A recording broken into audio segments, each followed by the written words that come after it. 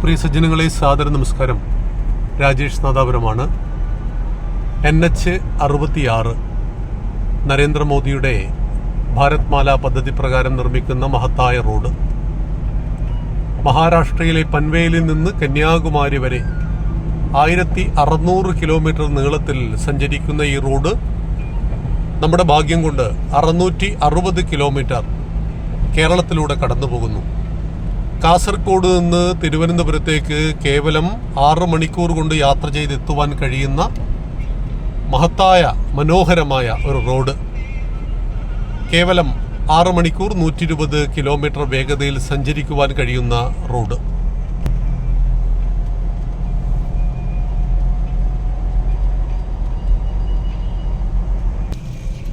അതിവേഗം ഇതിൻ്റെ വർക്ക് നടന്നുകൊണ്ടിരിക്കുകയാണ്.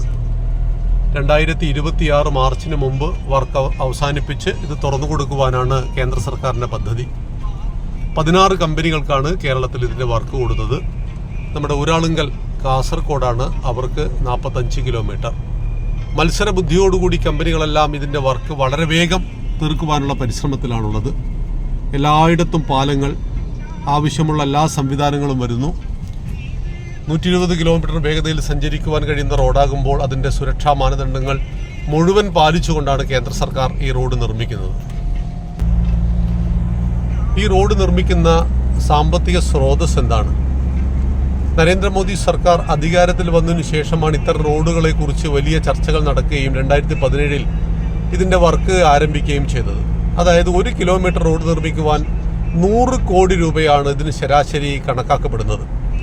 കേരളത്തിൽ സ്ഥലമേറ്റെടുപ്പിന് 22,000 കോടി രൂപയും ചെലവ് വന്നു. അതായത് 88,000 കോടി രൂപ ചെലവിലാണ് കേരളത്തിലൂടെ ഈ റോഡ് കടന്നു പോകുന്നത്.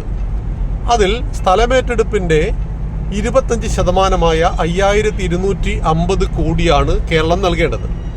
കേരളത്തിൻ്റെ സാമ്പത്തിക ബാധ്യത കൊണ്ട്, ക്ഷേമ പെൻഷൻ മുടങ്ങിക്കിടക്കുന്നതുകൊണ്ട്, ആശാ വർക്കേഴ്സിന് ശമ്പളം കൊടുക്കാൻ പറ്റാത്തതുകൊണ്ട് കേരളത്തിന് അതുകൂടി കൊടുക്കുവാൻ കഴിഞ്ഞിട്ടില്ല. 88,000 കോടി രൂപ നിർമ്മാണ ചെലവും സ്ഥലമേറ്റെടുപ്പിൻ്റെ തുകയും അടക്കമാണ് ഇതിന് വരുന്നത്. അപ്പോൾ ഇതെല്ലാം നിർമ്മിക്കുന്നതും കൊടുക്കുന്നതും കേന്ദ്ര സർക്കാരുമാണ്. NH ആണ്, നാഷണൽ ഹൈവേ ആണ്. അതെപ്പോഴും ദേശീയ സർക്കാരുകളാണ് നിർമ്മിക്കുകയും ചെയ്യുന്നത്. എന്നാൽ നമ്മുടെ ഗതാഗത വകുപ്പ് മന്ത്രിയും നമ്മുടെ മുഖ്യമന്ത്രിയും എല്ലാം തെറ്റിദ്ധാരണകൾ പരത്തിക്കൊണ്ടിരിക്കുകയാണ് സമൂഹത്തിൽ. നരേന്ദ്രമോദി അധികാരത്തിൽ വന്ന 10 വർഷം കൊണ്ട് റോഡിലും ആകാശത്തിലും റെയിൽവേയിലുമെല്ലാം വലിയ വിപ്ലവം നടന്നത് ജനങ്ങൾക്ക് ബോധ്യമുള്ള കാര്യമാണ്.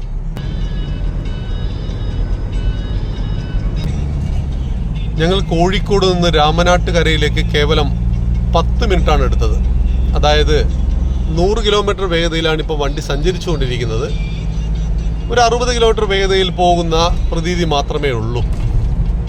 മുമ്പ് ഈ റോഡിലൂടെ പോകുമ്പോൾ എല്ലായിടത്തും ട്രാഫിക് ബ്ലോക്കായിട്ട് ഈ കോഴിക്കോട് നിന്ന് രാമനാട്ടുകരയിലേക്ക് 1 മണിക്കൂറിലേറെ എടുത്തിരുന്ന സ്ഥാനത്താണ് ഈ മനോഹരമായ റോഡ് മോദിജി നമുക്ക് പൂർത്തീകരിക്കാൻ പോകുന്നത്.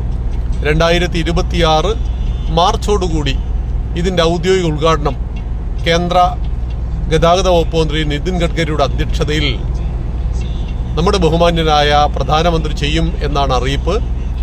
നന്ദി, നമസ്കാരം.